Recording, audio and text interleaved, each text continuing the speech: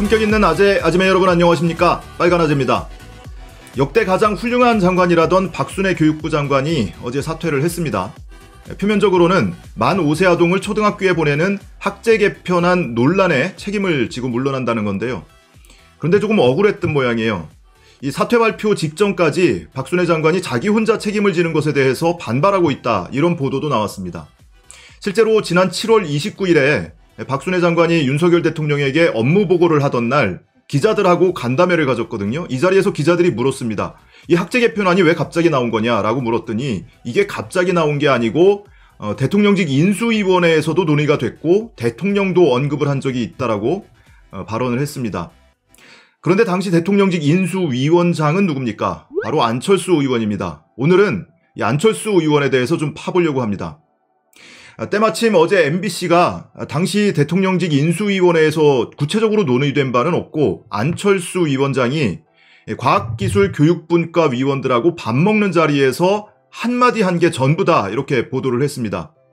5살에 초등학교 입학시키고 그리고 10살에 중등학교를 입학시켜서 5+5+2 학제로 개편을 하자, 이게 안철수 의원의 당시 발언이었습니다.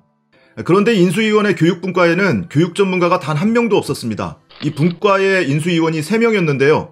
한 명은 국민의힘 박성중 의원, 교육정책을 다루는 사람이 아니고 행정학 전공자입니다. 그리고 나머지 2명의 민간 인수위원은 둘 다 과학기술 전문가입니다. 이공계 출신들이에요. 그러니까 과학기술 교육분과라고 만들어 놓고 교육은 구색만 갖춘 것이고 과학기술에만 집중을 했던 겁니다. 뿐만 아니라 위원장이었던 안철수 의원도 마찬가지죠. 의학 전공자고요. 미국에 가서 공학을 전공했습니다. 그리고 이번에 사퇴한 교육부 장관 박순애 장관 역시도 행정학 전공자입니다. 그리고 박순애 장관은 인수위원회에서도 활동을 했는데요. 인수위원회에서도 역시 행정분과에서 활동을 했습니다. 근데 행정학회에서 논문 투고 금지된 사람을 행정학자라고 불러도 되는지 모르겠네. 자, 그럼 안철수 의원은 이 학제 개편을 언제부터 이야기했느냐? 5년 전으로 거슬러 올라갑니다. 2017년에 있었던 19대 대선 안철수 후보의 공약집을 보면요. 12대 약속 48개 목표 중에 이 교육혁명, 미래를 여는 창의 인성교육 분야에서 5+5+2 학제 개편이 공약으로 제시가 됩니다. 그리고 이때 출연한 대통령 후보로 출연한 대담 방송에서도 똑같은 이야기를 합니다. 초등학교를 지금보다는 1년 빨리 갑니다. 만 5세 때 갑니다. 네. 그래서 만 5세 때부터 10세 때까지 기본적인 그런 그 소양교육, 인성교육들을 받게 됩니다. 예.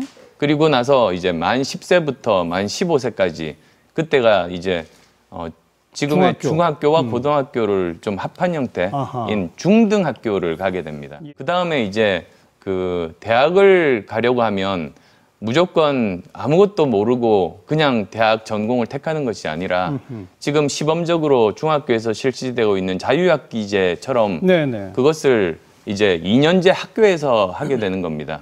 그리고 학점제로 운영됩니다. 또는 이제 직장을 가게 되려면 지금의 마이스터고와 같은 형태로 그렇죠. 이제 2년제 직업 학교를 거쳐서 직장으로 취직하게 됩니다. 그러니까 이미 5년 전부터 5살에 초등학교 입학하는 것을 중심으로 해서 그 이전에 3살과 4살에는 유치원, 그리고 5살부터 5년 동안 초등학교, 그리고 10살부터 5년 동안 중등학교, 이 중등학교는 지금의 중고등학교를 합한 개념으로 보시면 될 것 같고요. 그 이후에 2년 동안은 진로 탐색 또는 직업학교를 다니는 것으로 구상을 하고 있던 겁니다. 5년 전부터 이야기했던 이 정책이 5년 후 올 3월에 치러진 대선 과정에서도 그대로 반복됩니다. 윤석열 후보하고 단일화 선언을 하기 바로 이틀 전에 3월 1일에 안철수 후보의 유튜브 영상입니다. 제가 생각하는 학제 개편은 만 3세 때 유치원 공교육부터 시작합니다. 그래서 2년을 마치고 만 5세 때 5년 동안 초등학교를 다니고 만 5년 동안 중고등학교 교육을 마치게 됩니다. 그리고 나서 2년은 만약에 직업 현장에 갈 사람이면 직업학교, 대학 준비를 할 사람이면 자기의 적성을 찾는 학교를 다닙니다. 그렇게 그러니까 안철수 의원이 5년 전부터 대선 때마다 공약으로 계속 내걸다가 본인은 대통령이 못 되고 윤석열 정부의 인수위원장을 맡으면서 분과위원들하고 밥 먹는 자리에서 한마디 툭 던졌다는 겁니다. 그런데 박순애 장관이, 교육부 장관이 이거를 덥석 물어다가 정책으로 대통령한테 보고를 하고 발표를 했다는 거예요. 근데 단순히 지금 논의되고 있는 것처럼 5살에 초등학교 입학시킨다, 여기서 끝나는 게 아니죠. 전체 학제 개편에 대한 논의가 선행돼야 됩니다. 지금 만 6살에 입학하고 있는 초등학교를 5살에 입학을 시키면 초등학교를 7년 동안 다니게 한다는 건지, 안 그러면 현행대로 유지를 해서 초등학교 6년, 중학교 3년, 고등학교 3년 다니게 한다는 건지, 이 경우에는 입학과 졸업이 다 1년씩 빨라지니까 대학도 1년 더 빨리 가게 됩니다. 그럼 대학하고도 또 연계가 되죠? 이게 만만한 일이 아니죠. 이런 학제 개편이 먼저 논의가 돼야죠. 이도 아니고 저도 아니면 안철수 의원이 줄곧 얘기해온 대로 초등학교 5년, 중등학교 5년 이렇게 개편을 한다는 건지, 그게 선행돼야 되는 거 아닙니까? 그리고 학제 개편을 하려면 교육과정 개편에 대한 논의가 역시 함께 따라가야 되는 거죠. 이게 만만한 일이 아니거든요. 지금 초등학교 1학년 만 6살짜리가 배우고 있는 교육과정을 5살짜리한테 그대로 가르칠 수는 없는 거잖아요. 그러면 이 교육과정 개편에 대한 논의가 먼저 이루어져야 됩니다. 그리고 교육과정이 어떻게 학제가 개편되느냐에 따라서 교육과정도 다 순차적으로 개편을 해야 됩니다. 근데 이런 논의는 하나도 지금 진행된 게 없어요. 근데 덥석 발표부터 하고 온 겁니다. 뿐만 아니라 최근에 이 여론조사, 지난주 여론조사 결과를 보면 주부층에서 윤석열 대통령의 지지율이 엄청나게 떨어졌어요. 왜 그렇겠습니까? 그 일주일 사이에 있었던 이 학제 개편안, 주부들은 아이를 키워본 사람들이잖아요. 아이가 언제 뒤집고 기고 걷고 엄마 아빠 부르고 대소변 가리고 하는지를 다 지켜본 사람들입니다. 근데 지금 5살짜리를 초등학교에 입학시켰을 때 어떤 문제가 발생할지 누구보다 피부로 절감하는 사람들 아니겠습니까? 그러니까 대통령 지지율이 떨어질 수밖에 없는 거예요. 자, 국가 교육의 근간을 손대는 이런 메머드급 정책이라면 우선 국정과제로라도 삼고 국정과제 틀 안에서 계획부터 수년간에 걸쳐서 차근차근 수립을 해야죠. 이렇게 공론화 작업이 필요한 거 아닙니까? 근데 덥석 5살짜리 입학시킬래? 하고 발표해놓고 뒤늦게 와서 무슨 이야기 듣는다고 형식적으로 학부모들 모아놓고 간담회하고 이런다고 해결될 일이 아니죠. 자, 순차적으로 보면요. 7월 29일에 박순애 장관이 대통령에게 이 정책을 보고를 합니다. 그리고 바로 다음 날 이 정책을 처음 아이디어를 냈던 안철수 의원은 딸 만난다고 미국을 갑니다. 그리고 다음 날 우상호 의원이 한마디 하죠. 이거 수습해야지 지금 도망가는 거냐라고 한마디 하니까 안철수 의원이 8월 2일에 본인의 페이스북에 글을 올립니다. 학제 개편의 핵심을 봐야 합니다 라는 제목의 글을 올리는데요. 지금 논의가 입학 연령 1년을 낮추네 마네 이렇게 지역적인 문제에 머무르는 것 같아서 안타깝다. 구체적인 안은 사회적 합의기구에서 결정돼야 된다. 이렇게 면피성 글을 한마디 써놓습니다.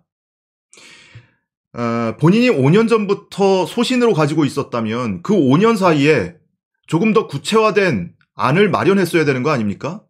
혼자 할 수 없는 거죠, 물론. 그렇다면 본인이 정부의 인수위원 장직에 있을 때 그때 국정과제에 포함시켜서 이것을 장기간에 걸쳐서 사회적 대토론을 하고 정책을 다듬고 해서 언제부터 시행하자 이렇게 국정과제에 포함이라도 시켰어야 되는 거 아닌가요? 근데 윤석열 정부의 국정과제에는 이 내용은 이런 방구 언급조차 되어 있지 않습니다. 지금 정부의 국정과제를 보면 이 교육과 관련해서 5개 과제가 있는데요. 100만 디지털 인재를 양성하겠다. 학습혁명을 하겠다. 이게 무슨 의미인지도 모르겠는데, 그리고 대학 자율성을 강화하겠다. 이런 내용입니다. 세부 내용을 보면 무슨 AI 기술을 활용해서 교육을 혁신하겠다. 그리고 대입제도를 개편하겠다. 초등학교 돌봄 교실을 확대하겠다. 이런 내용만 잔뜩 들어가 있습니다. 학제 개편에 대한 얘기는 언급조차 돼 있지 않습니다. 그러니까 결론은 뭡니까? 안철수가 5년 전 버전 그대로를 가져와서 이번 대선에서 공약으로 내걸었고 본인이 인수위원장을 맡고 그나마도 교육 전문가도 아무도 없는 자리에서 교육분과 위원들하고 밥 먹는 자리에서 자신의 아이디어로 한마디 던진 거예요. 근데 그게 어떤 과정을 거쳤는지 교육부 장관이라는 사람이 그걸 덥석 문 겁니다. 물론 옆에서 누가 옆구리를 쿡쿡 찌르는 사람이 있었겠죠. 저거 한번 정책으로 채택해보라고. 분명히 이런 사람이 있었을 거예요. 근데 그걸 가지고 대통령한테 보고를 하고 대통령은 맞장구를 치고 도대체 왜 이런 일이 벌어졌을까? 박순애 장관은 청문회도 없이 임명이 됐습니다. 논문 표절을 비롯한 온갖 논란을 뒤로 하고 청문회도 열리지 않은 채로 그대로 임명을 강행했어요. 근데 윤석열 대통령 입장에서는 적어도 이 논문 표절에 대해서는 덮어주고 싶었을 겁니다. 왜? 내 마누라의 논문 표절을 덮어주거나 마사지 해줄 수 있는 교육부 장관 후보자니까. 그 얘기는 덮어주고 가고 싶었을 거예요. 그럼 박순애 장관도 이렇게 태생부터가, 출발부터가 정당성이 매우 취약한 상태로 장관에 임명된 거 아니겠습니까? 뭔가 돌파구가 있어야 되겠죠. 그러니까 섹시한 간판 정책을 하나 내세워서 이걸로 사회적으로 좀 논란이 되더라도 이거를 내 대표 정책으로 삼아서 이걸로 이슈로 덮고 이 난관을 뚫고 나가겠다. 이런 생각을 혹시 하지 않았을까. 거기에 윤석열도 맞장구를 친 거고 이 정책을 처음 아이디어로 냈던 안철수는 어라 이상하게 돌아가네 하고 줄행랑을 친 거고. 그나저나 안철수 손가락은 멀쩡한가? 1년만 지나고 나면 내가 그 사람 뽑은 손가락 자르고 싶다고 또 그럴 겁니다. 지금까지 자른 손가락이 10개도 넘어서 더 자를 손가락이 없습니다.